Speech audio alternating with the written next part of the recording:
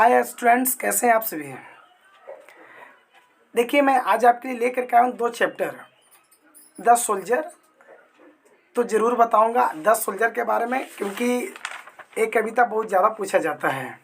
उसके बाद में फायर हिम के बारे में लेकर के आया हूँ। ठीक है, आज आपके लिए लेकर के आया हूँ जो आपकी परीक्षाओं को देखते हुए, आपकी जो परीक्षा नज़दीक है इसके देखते हुए आपकी विशेष तैयारी के लिए लेकर के आए हैं हम। ठीक है, तो ध्यान देंगे एक एक प्रश्न को। स्क्रीन पर जो आपको दिखाई दे रहा होगा वो पार्ट का नाम है द सोल्जर। ठीक है, उस पार्ट का नाम क्या है? The soldier.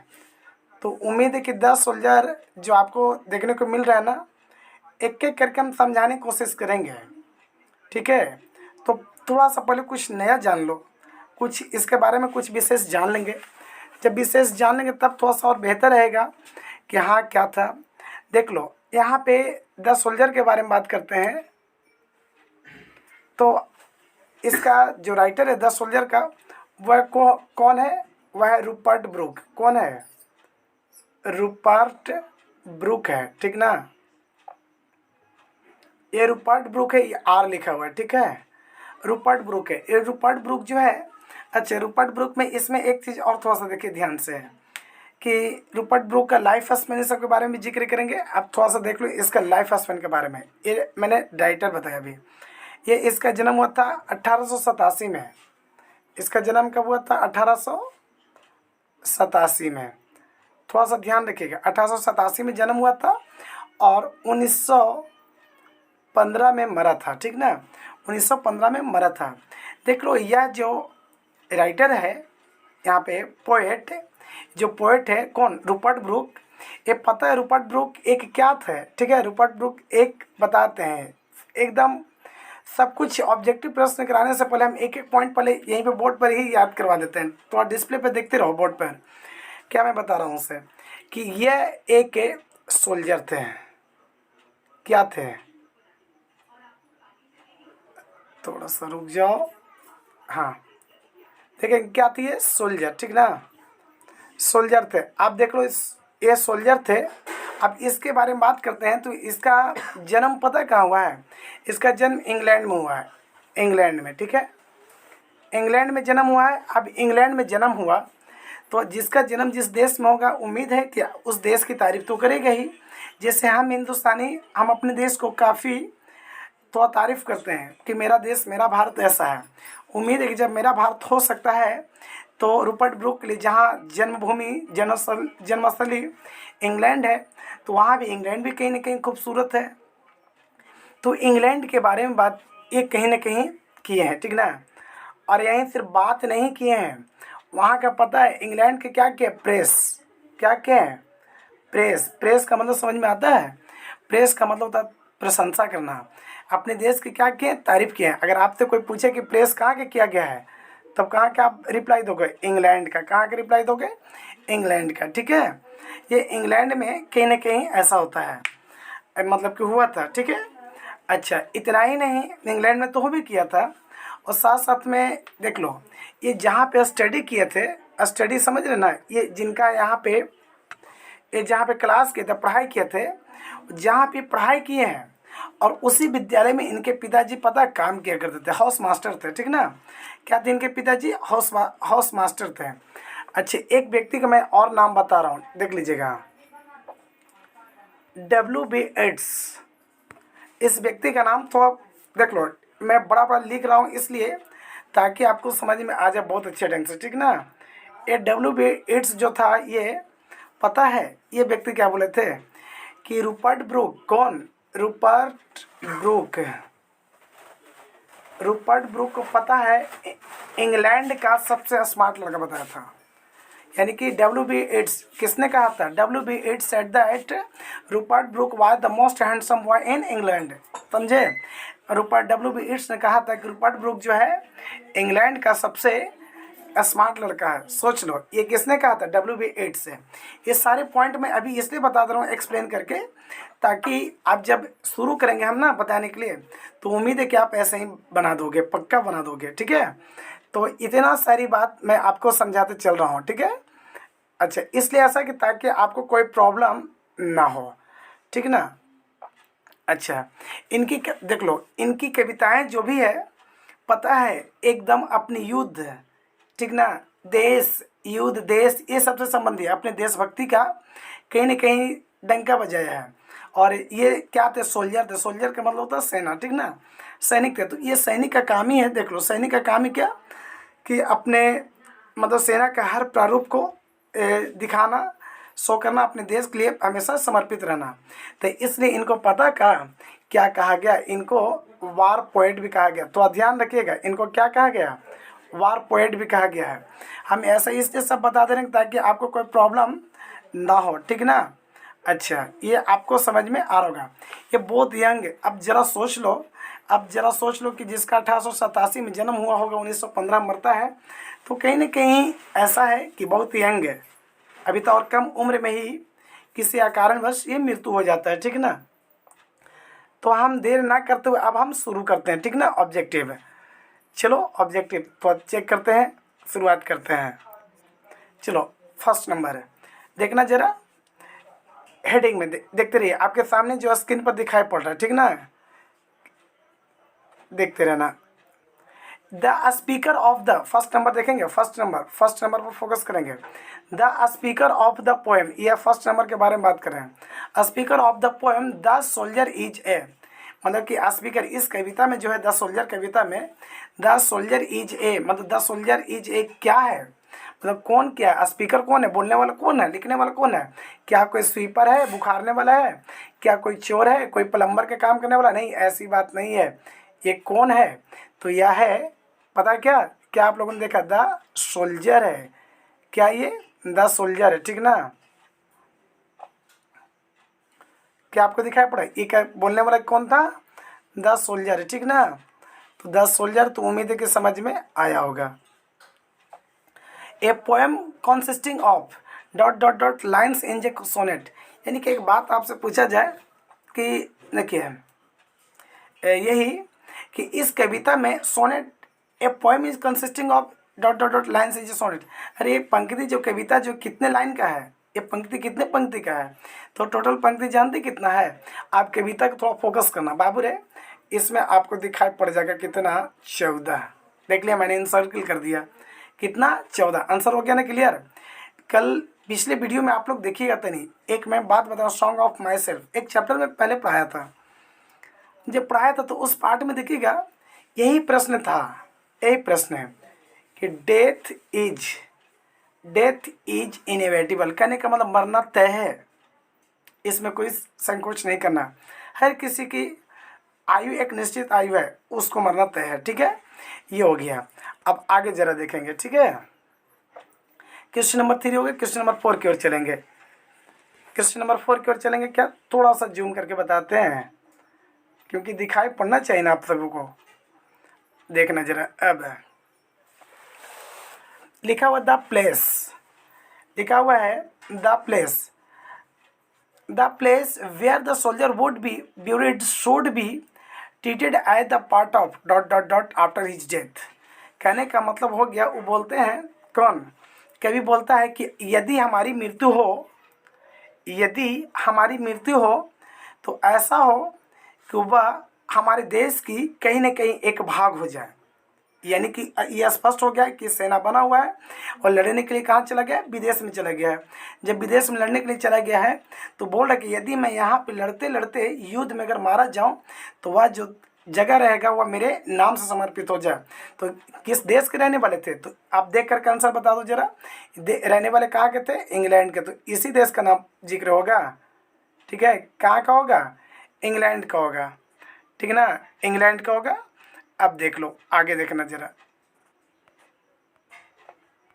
देखो the speaker is not afraid, देख लो the speaker is not afraid of, आप देख लो यहाँ पे बात आ रहा है कि जो स्पीकर है, स्पीकर यानी कौन है, स्पीकर जरा बताना, स्पीकर कौन है, स्पीकर तो सोल्जर है, सेना है।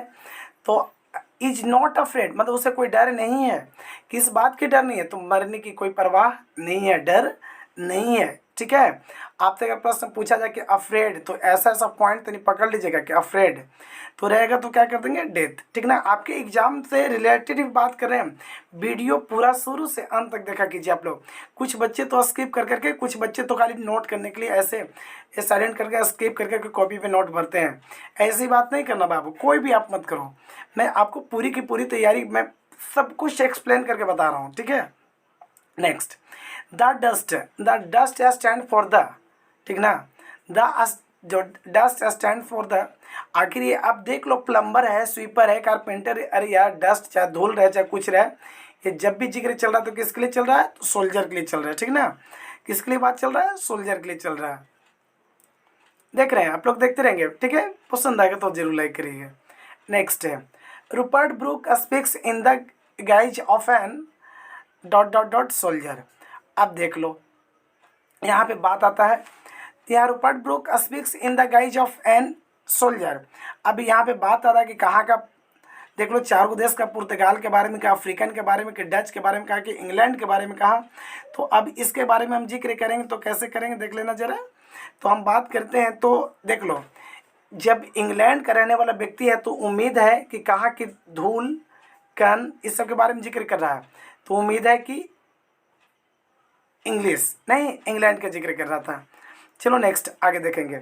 8वें नंबर क्वेश्चन में लिखा हुआ है, the image and passage of dot dot run through both the स्नाजा, ठीक ना।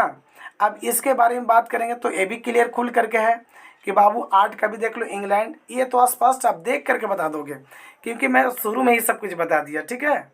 अब आगे देखना जरा। चलिए, लिखा हुआ है question number 9, the soldier is written by, अरे यार ये तो वेरी सिंपल है। The soldier is written by, देख लो, रूपर्ट ब्रूक, यानी द सोल्जर जो है कविता है किसके द्वारा लिखा गया है, तो रूपर्ट ब्रूक द्वारा। अच्छा, the soldier is dot dot dot poem. अब बताओ, हेड पोएम है, गिफ्ट पोएम है, सैड पोएम है कि वार पोएम है। सेना है, सेना है तो सेना, तो उम्मीद है क्या, ये वार पोएम ही हो सकता है, ठीक ना। वार का मतलब होता है ना लड़ाई झगड़ा वाले, ठीक है। अब यहाँ पे बात आ गया, ठीक है। अब इसमें कुछ एक दो प्रश्न नीचे और मुझे बताना था, और मुझे बताना था, तो हम कैसे बताएं, तो अब थोड़ा सा हम आपको रिटेन करके थोड़ा समझा देते हैं, ठीक है, न्यू पेज में आकर के। देख लो, एक आगे क्वेश्चन होता, पता है इस प्रकार का प्रश्न है,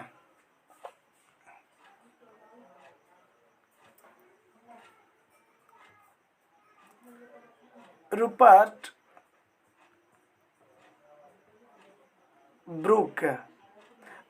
ब्रूक प्रेस, 4 को ऑप्शन मिलेगा, ये पूछा गया प्रश्न 2020 में है। रूपर्ट ब्रूक कहाँ की प्रशंसा करते हैं, तो आप सीधा सीधे आंसर क्या लिखोगे बाबू लोग, इंग्लैंड। कहाँ के आंसर दोगे, इंग्लैंड का। रूपर्ट ब्रूक कहाँ की प्रशंसा करते हैं, प्रेस कहाँ की करते हैं, तो इंग्लैंड की तारीफ करते हैं, ठीक है।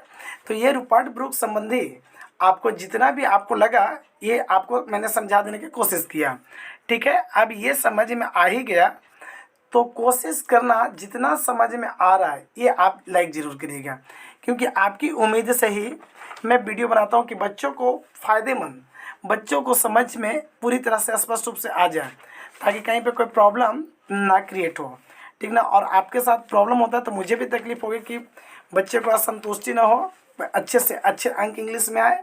और उम्मीद है हम आपके प्रति समर्पित हैं, हम आपके लिए ही अति काम कर रहे हैं, ठीक है। थोड़ा सा देखेंगे आगे भी हम का, अभी अगला जो पार्ट आपको दिखाई पड़ेगा, पता, फायर हिम, ठीक ना, फायर हिम। उसके बाद मैं आपको मिस्ट्री कैट और द ऑटम का भी कहीं ना कहीं बता दूंगा, क्या कि ये लगता है कि छूट गया है। अब देख लो, छूट नहीं गया है, मतलब सब एक एक करके बताने की कोशिश कर रहा हूँ। ये आपको समझ में आ गया, चलो अब ये समझ में आ गया तो एक नए अति में आ जाओ। फायर हिम के बारे में बात करते हैं, ठीक है। फायर हिम के बारे में ही विचार करेंगे, ठीक है। अब फायर हिम के बारे में देख लो, क्वेश्चन आपको स्क्रीन पर दिखाई पड़ रहे होंगे, ठीक ना। क्वेश्चन आपको स्क्रीन पर दिखाई पड़ रहे होंगे। अब देखना जरा, शुरू करते हैं हम।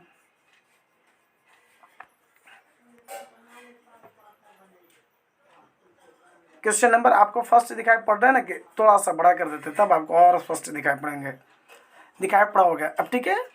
कहीं पे मैं आपके लिए देख लो सब कुछ अच्छे ढंग से सब कुछ बताने की कोशिश कर रहा हूँ, ठीक ना।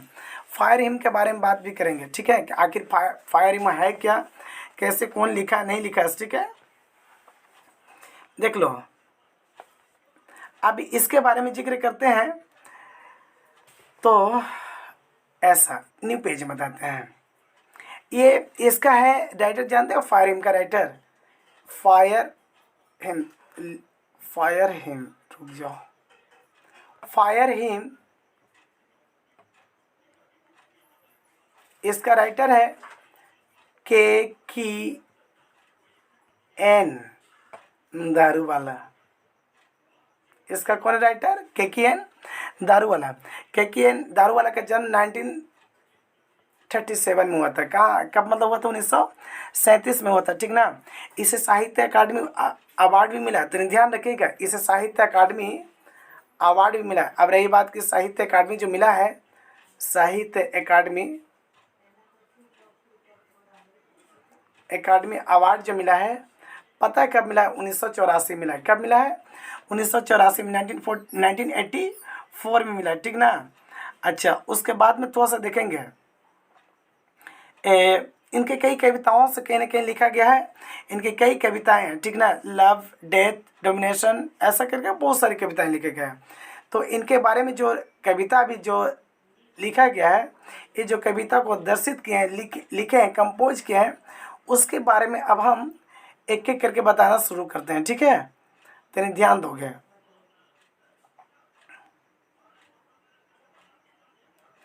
चलो क्वेश्चन नंबर 1 से बात करते हैं ना। चलो क्वेश्चन नंबर 1 देखेंगे, आपके स्क्रीन पर दिखाई पड़ रहा है, जूम कर देते हैं थोड़ा सा, देख लो।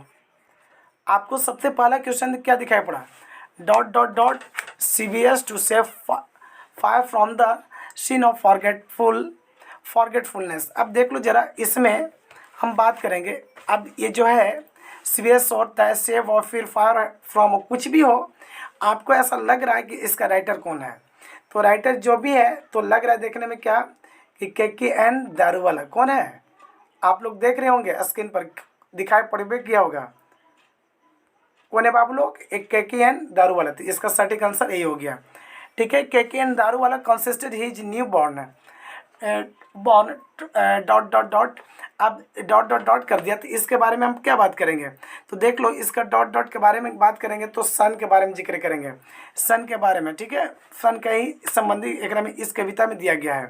क्वेश्चन नंबर 3 के बारे में बात करते हैं, तो consisting his new born son to flames took place, कितने, तो लगता है कि 20 ईयर्स, ठीक है, 20 साल का लड़का कहीं ना कहीं मृत्यु संबंधी इस कविता में जिक्र किया गया है।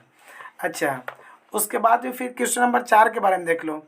4 के बारे में दिले है कि इसमें 4 को पोइट है, बिलोंग्स टू जोरास्ट्रियन रिलीजन। आखिर इन चारों में जोरास्ट्रियन रिलीजन से कौन संबंध रखता था, तो के एन दारू वाला, ठीक है। ये समझ में आ रहा होगा। नेक्स्ट पेज आगे देखिएगा।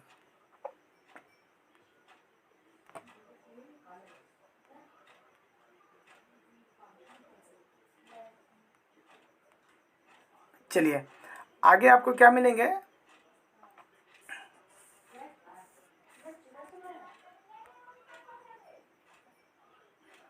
चलिए इतना हो गया ना।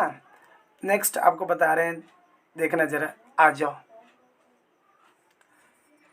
इसे भी जूम कर देते हैं। चलो ध्यान देना, अब यहाँ पे ध्यान देने वाली बात है, ध्यान दीजिए। क्वेश्चन नंबर 5 में देखेंगे, ठीक है, के एन दारू वाला बिलोंग्स टू। अच्छा, अब रही बात कि कौन सी धर्म से रिलीजन रखते थे, कौन से धर्म से बिलोंग करते थे, बाबू आपको दिखाई पड़ रहा है जोरोस्ट्रियन, है ना, जोरोस्ट्रियन से ये धर्म से कहीं ना कहीं बिलोंग करते थे। क्वेश्चन नंबर 6 देख लो। क्वेश्चन नंबर 6 के बारे में बात करते हैं, द डॉट डॉट डॉट, उसके बाद फर्स्ट बॉर्न, थर्ड बॉर्न, या उसके बाद में third born, first born, third born, fourth born और फिफ्थ बॉर्न, ठीक ना, उसके बारे में दिया गया है। तो हम किसके बारे में बात करते हैं, ये सबसे पहली बात अपने पहले जन्म के संबंधी बात कर रहे हैं, ठीक ना। आगे देख लो, the poet see the red hot, ठीक है, the poet see the red hot, तो इसका हो जाएगा क्या, तो इसका हो जाएगा इम्बर्स, ठीक ना। ध्यान देते रहिए। अगर सब समझ में आ रहा हो तो कम से कम वीडियो लाइक करिए। आपका वीडियो लाइक करने से ही मुझे सपोर्ट मिलती है, ठीक है। और मुझे बनाने का कि नहीं, बच्चों के प्रति कम से कम लगे कि ये सीख रहे हैं बच्चे, अच्छा लग रहा है, बिल्कुल समझ में आ रहा है, तभी तो बच्चे इस वीडियो को देख रहे हैं, पढ़ रहे हैं, सीख रहे हैं। तो कोशिश करते हैं कि मतलब कि आप कोशिश करिए कि कम से कम बना करके जब सर देते हैं, जब हम आपको सिखा रहे हैं, तो आपका फर्ज होता है सिर्फ एक लाइक बटन दबा दीजिए, ठीक है। और अपने दोस्तों को भी शेयर कर दीजिए, ठीक है। देखिए क्वेश्चन नंबर 8 देख लीजिए। क्वेश्चन नंबर 8 में थोड़ा सा देख लीजिएगा, एक मिनट। हाँ, द डॉट डॉट। अब द डॉट डॉट उसके बारे में फिर क्या होगा, तो द डॉट डॉट किसके बारे में रखें, तो the dot dot forgets to dead because something leaves the dead body half burnt. अरे यार, हाफ बर्न्ट, बर्न्ट का मतलब जलना उलना से संबंधित होता है। जलेगा किससे, फायर से, आग से जलेगा। पॉइंट बस ऐसे ही पकड़ने की कोशिश करना, और कुछ नहीं करना है। चलिए क्वेश्चन नंबर 9 देख लेंगे। 9 में देखेंगे, it by the dot dot of the poet along with him passing by the ghat. भाई किसके साथ, तो ये फादर के साथ, पिताजी के साथ में गया था, ठीक ना, जहाँ पे बच्चे को मरने संबंधी, घाट पे जलाने उलाने संबंधी, आग से जो नहीं पूरी तरह से जल पाता है ना, इस संदर्भ में एक कविता है, थोड़ा सा दुखद कविता है, ठीक है। ये कविता की ओर हम चलेंगे एक्सप्लेन करके कभी, या पहले एक आध चैप्टर में पढ़ाए होंगे, नहीं पढ़ाए होंगे तो देखिएगा जरूर। ऐसे पढ़ाए हुए, अगर नहीं पढ़ाए होंगे तो इस पर एक अच्छा सा वीडियो मैं बताऊंगा आपके संबंध में, ठीक है ना, कि कैसा आपको सीखना है। चलिए आगे देखेंगे। क्वेश्चन नंबर 10 देखेंगे। लिखा हुआ the cremation of dead bodies in our Christian, Parsi, Muslim, Hindu. ये तो अच्छा सा क्वेश्चन है। क्वेश्चन नंबर 10 देख लो, बहुत अच्छा सा क्वेश्चन है। अब देख लो 10 के बारे में बात करते हैं ना, तो किससे संबंधित बात हो जाएगा, तो पारसी से संबंधित, ठीक ना। अब देख लो नीचे एक दो प्रश्न और था, केके एंड दारू वाला बाज कौन रिलीजन। अच्छा, ये जो बात किया गया था ना, इसमें थोड़ा सा ध्यान रखिएगा। देखिए ये इसमें बात करते हैं 11 नंबर क्वेश्चन जो था, केके एंड दारू वाला was dot dot by religion, ऐसा करके कुछ प्रश्न था। तो ऐसा है कि ये कौन रिलीजन से संबंध मतलब कि रख रहा था, तो जोरास्ट्रियन तो आपको पढ़ना ही है, आप तो देखबे किए। तो इसी को तो हम क्या नाम दे रहे हैं, हम इसी का नाम दे रहे हैं क्या, पारसी। क्या नाम दे रहे हैं, पारसी, ठीक है। ये नीचे एक प्रश्न का आंसर छूटा हुआ था, ठीक है। अच्छा, आपसे प्रश्न पूछा जाए कि फायर इमेज रिटेन बाय क्या, कैकियन दारू वाला। तो आज समझ में आ गया होगा कि ये जो हम आपको पढ़ाए हैं, जो हम आपको समझे, आपके लिए जो एग्जाम संबंधी वीडियो बनाए हैं, तो इसे ज़रूर देखिए, अपने दोस्तों के बीच शेयर करिए। अच्छा लगा तो जय हिंद।